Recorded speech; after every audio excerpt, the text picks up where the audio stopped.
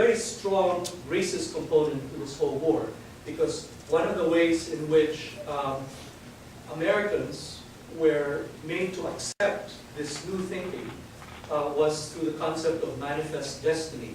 In other words, not only is it natural for us to become an imperial global power, but it is also our duty, it was called, and that's why it was often referred to as the white man's burden, after the famous poem by Rudyard Kipling, who was a pro-imperialist poet, British poet. And so the portrayal of Filipinos and Hawaiians and Romanians was in the form of a pickaninny, that was the term for that time. These are sort of these savage, dark-skinned people. And so this was America's duty to try to colonize them.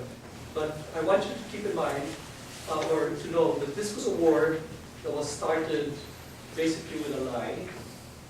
There were other interests that were really pushing for this war that were primarily commercial and military interests. It was a war where a lot of collateral damage, a lot of Filipino civilians were killed, and a lot of Americans were killed. 5,000 American soldiers were killed. That number is interesting. I'm trying to connect this to a more recent event.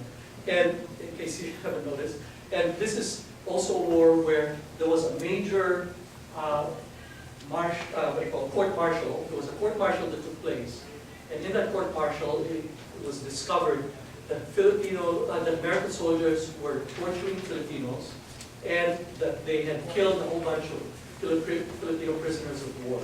So there are a lot of interesting parallels here, and what I'm trying to point out is that because many of us have not learned the real lessons of our history, as the famous philosopher Ka-TOON-ayan said, we are then forced to relive the bad parts of our history by not learning the lessons of our past. So anyway, so I hope this story of what happened in the Philippine War is a lesson that more and more people will learn, so that we won't have to repeat it in years to come.